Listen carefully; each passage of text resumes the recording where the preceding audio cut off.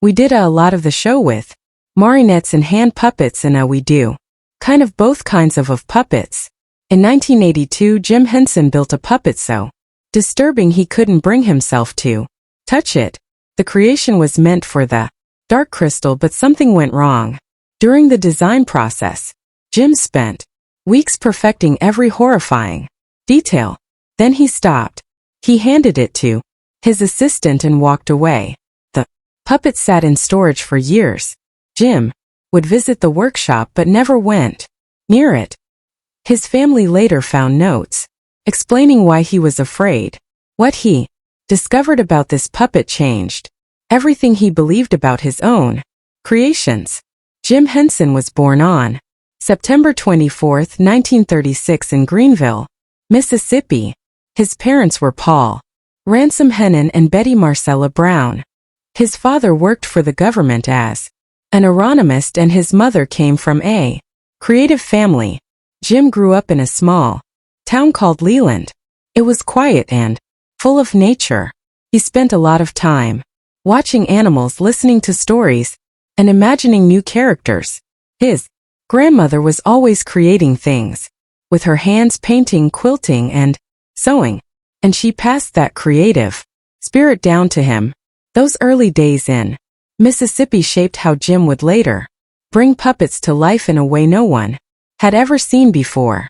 When Jim was around 11, his family moved to Hyattsville, Maryland, close to Washington, D.C. That move changed everything.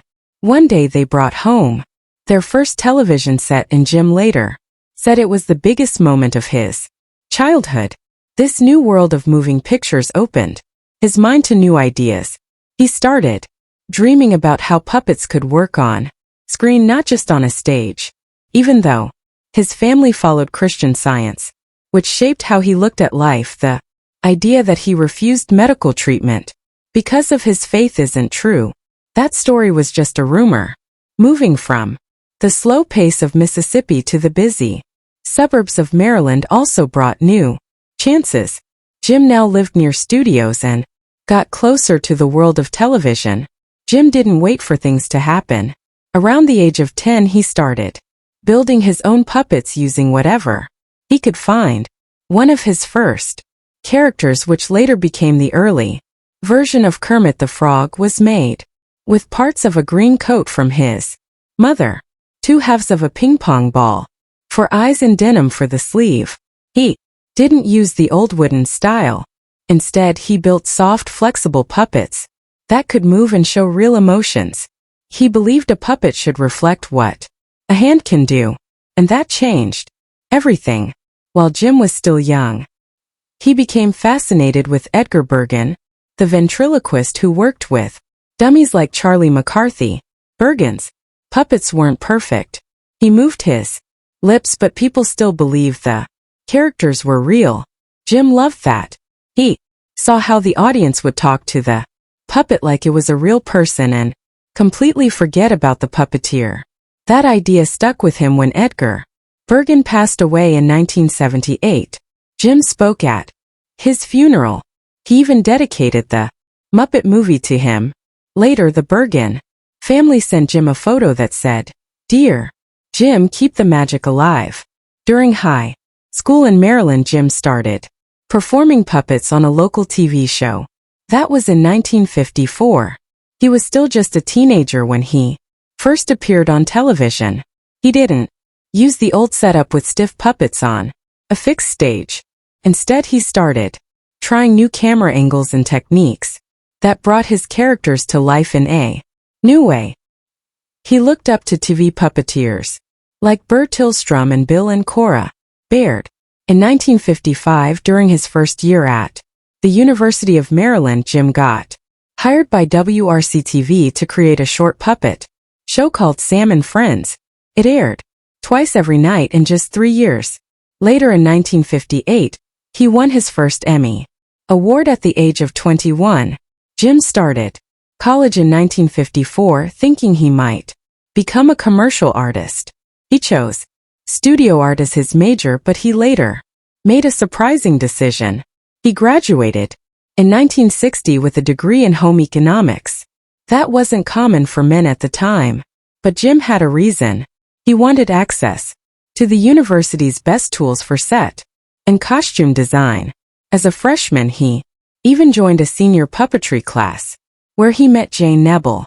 She would become his creative partner and wife. People who saw him in that class said, Jim already seemed like someone who wanted to change the world. In 1954, Jim made his TV debut with a character called Pierre the French Rat. It was on a local show called the Junior Morning Show. Pierre had a rough look made from plastic wood and old materials. Viewers were shocked by how strange and different it looked, but the show only lasted 3 weeks. The station shut it down because some of the puppeteers, including Jim, were under 14 and it violated labor laws. Still, Pierre became one of Jim's earliest puppets and later showed up on Sam and Friends. In 1965, Jim started an animated short film called Alexander the Grape. He worked on it on his 29th birthday, September 24th. He used cutout paper shapes and animated them by hand, frame by frame. He even hired a professional composer to make the music. But Jim never finished the film. He kept trying to make it perfect and eventually moved on to other things. The footage stayed hidden for decades until it was found in 2009 and pieced together by the Jim Henson Company. Gave fans a glimpse of how serious and creative he was even in his early years. Back in 1955, Jim's big break came with Sam and Friends. The show ran until 1961 and aired just before the evening news and late-night talk shows. That gave it a huge audience. One of the most memorable things was the early version of Kermit. He made it with his mother's old coat, ping pong balls, and a cardboard mouth. The show didn't just entertain, it changed puppetry. Jim even watched the performance live on a monitor while filming, something no one had done before. It earned him his first Emmy in 1958 when he was only 21. In 1956, Jim did something that scared everyone around him. He temporarily dropped out of college to focus full-time on puppetry.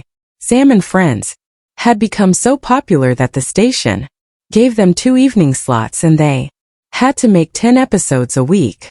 Jim's friends and family thought it was risky. There was no promise of a stable job.